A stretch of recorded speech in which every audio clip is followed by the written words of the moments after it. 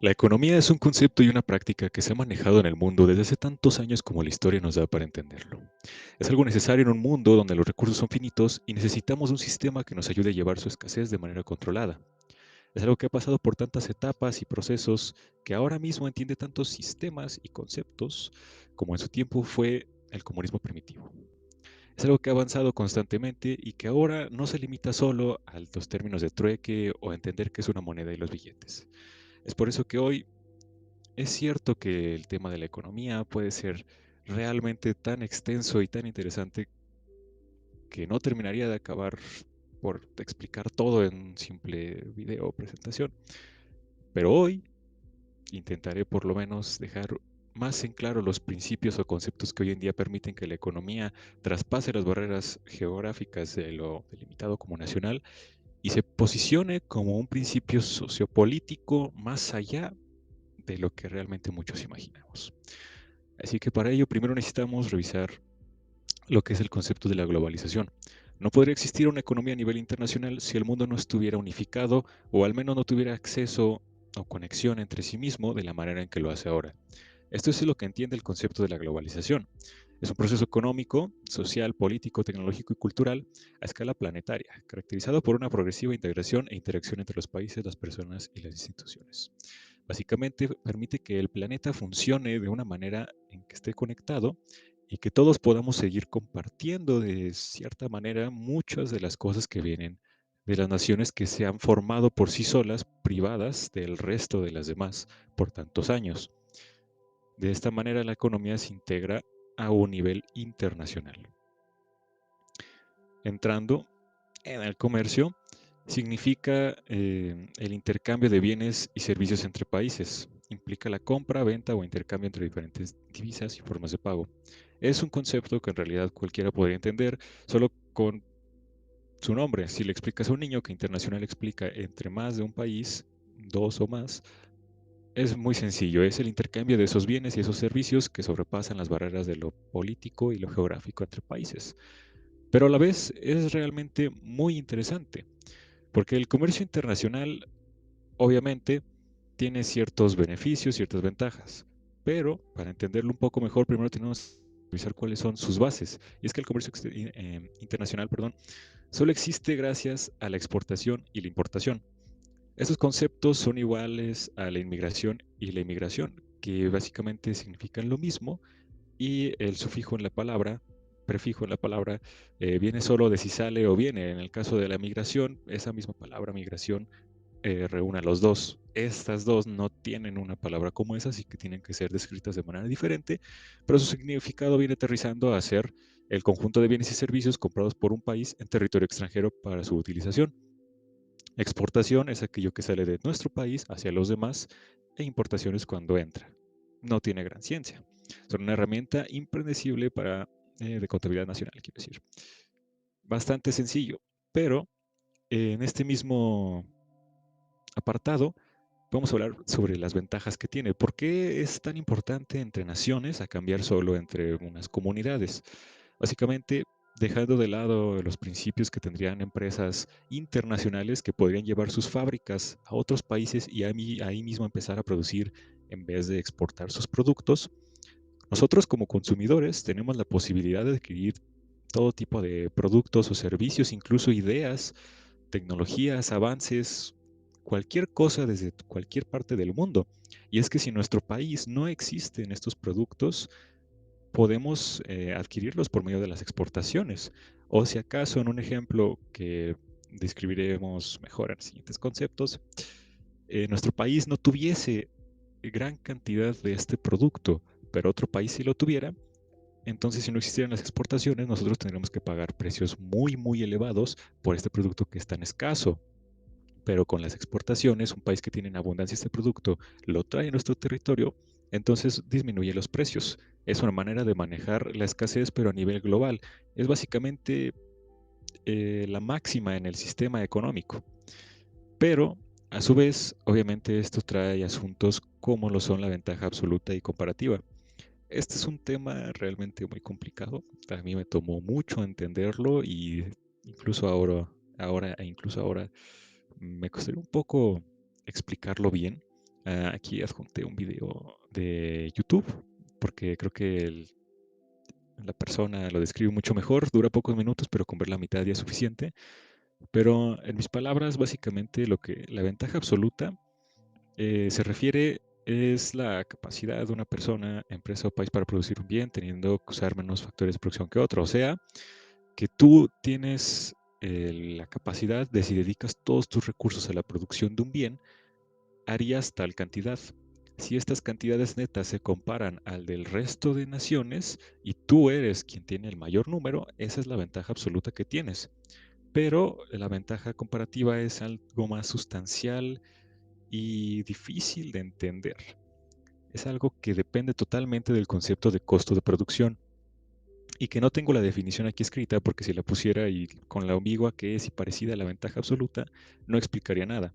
Así que es mejor dar con mis palabras el ejemplo de que si tú tienes dos productos y en ventaja absoluta superas a otro país, pero si te dedicases a producir de uno de estos productos, tuvieras una cifra y en el segundo producto tuvieras otra, pero a comparación del país que es inferior a ti en producción, digo, en ventaja absoluta, si tú dividieses o sacases el costo de producción entre ambos productos, entonces la ventaja absoluta queda obsoleta. Pues significa que tal vez si tú dedicases todos tus recursos a esta producción, harías más, pero no de la manera más eficiente. Pues producir este bien te cuesta más que hacer otro tipo de bienes o invertirlo en otros recursos. Es muy complicado y por eso está el video ahí. Pero básicamente la ventaja comparativa significa no dedicar todos tus recursos a producir lo que puedes solo porque puedes y da un mayor número, sino decidir en cuáles eres más eficiente o de qué manera logras producir más. Y esto básicamente entra en el tipo de competitividad que se da entre exportaciones e importaciones, porque si un país tuviese la ventaja absoluta en varios productos, sería básicamente el dominante, sería todo exportaciones y eso a la vez puede que el mercado se haya unificado a nivel global, pero los países siguen teniendo sus políticas, intereses y desde luego van a poner todo tipo de barreras comerciales, las cuales son un concepto que veremos más adelante, para evitar que su propio mercado pierda fuerza. Por ejemplo, la historia de México con el gobierno de Fox, cuando entró el mercado chino, retiró muchas marcas de muchos productos nacionales porque ellos tenían la ventaja comparativa, más no absoluta. Así que seguiremos con las denominaciones de origen, ya que puede que en términos de materia prima o bienes, un país supere a otro, pero lo que a fin de cuentas termina por dar esa identidad o proteger, se podría decir, el trabajo o lo que significa realmente algunos productos, reside en la denominación de origen. Por significado, tiene que ser un signo distintivo que identifica un producto como originario del país o de una región o localidad del territorio nacional. Básicamente, si algo se crea en tal lugar y ya tiene esta autorización o comprobación, este sello de calidad, se le proporciona la denominación de origen del lugar. Tal es el caso de la champaña. La champaña solo sale de Champaña y si es de otro lugar, pues no puede ser champaña, es algo así como un vino espumoso.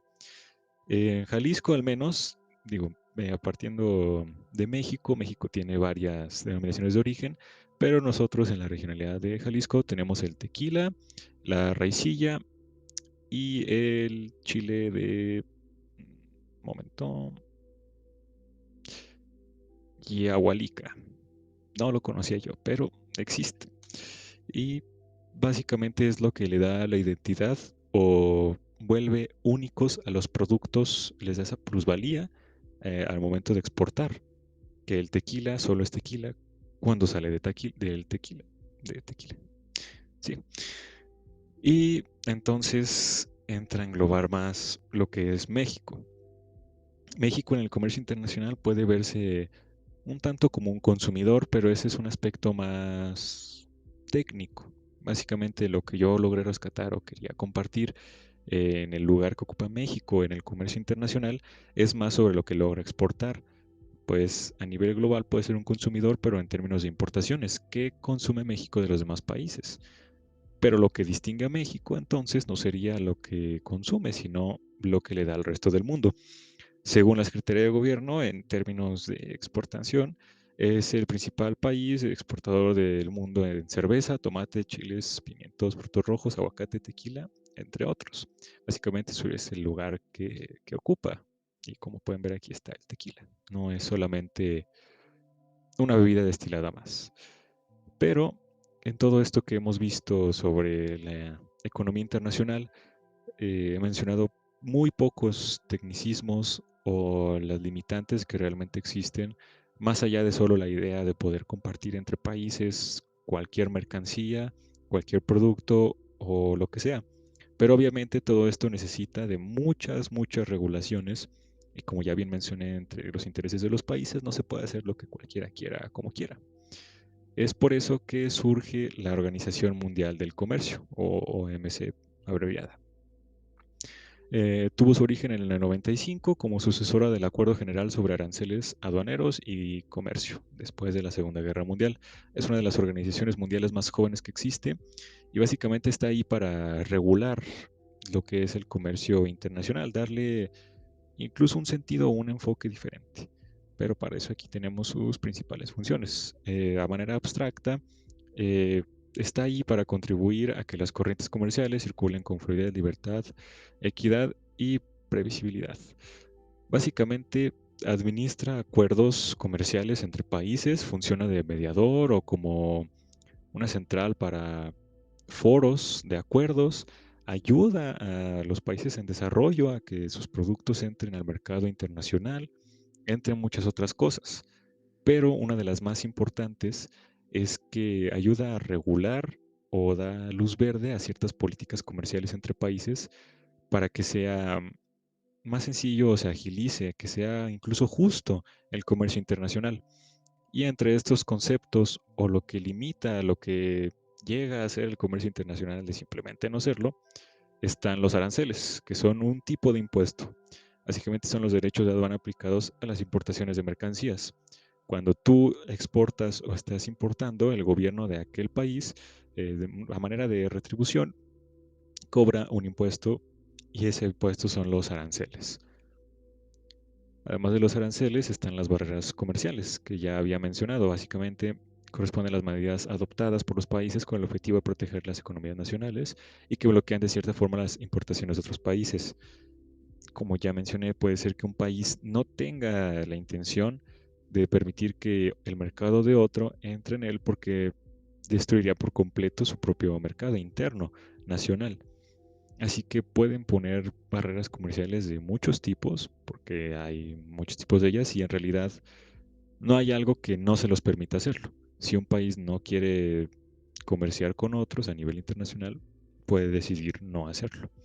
Pero aquellos que no y aquellos que quieren de hecho impulsar su comercio internacional, crean todo tipo de tratados.